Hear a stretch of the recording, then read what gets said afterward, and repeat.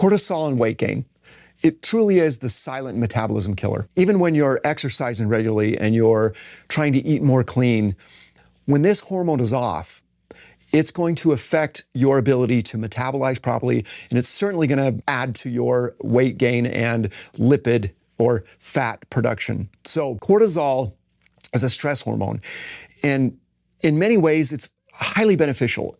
The acute stimulation of cortisol helps us adapt. It helps overcome stressors. And what I mean by acute is when we try a new exercise, if we find ourselves in a new place and there's a stress response that allows us to overcome.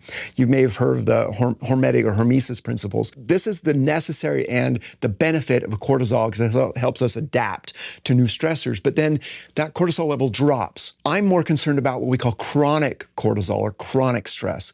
That leads to chronic inflammation. And one of the things that cortisol does is it does create a low level of inflammation, and it also changes the metabolic profile of your body, meaning that it actually causes the glucose levels to go up in order to adapt to that stress, but it causes your body to store visceral fat. And this is fat that we usually refer to around the belly area.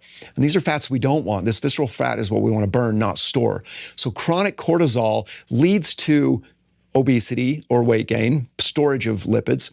It also leads to this inflammation, and chronic inflammation then can lead to many various outcomes. Two of the most important being that it creates a dysbiosis in the gut microbiome. This creates leaky gut, which allows inflammation to continue. It dysregulates other hormones, including GLP-1 and the PYY and CCK that I've referred to before. These now are contributing to a metabolic dysregulation. Having cortisol kept under control isn't just simply through better eating and exercise. We need to be mindful of our sleep patterns. Sleep is critical to maintain cortisol levels. We need to be mindful of when we do find ourselves in a stressful situation, whether it be emotional, interrelationship, or physical stresses. We want to raise our level of awareness, but then bring it back down through really mindful practices to get you back into a less stressed, more calm place. This is critical to control cortisol levels.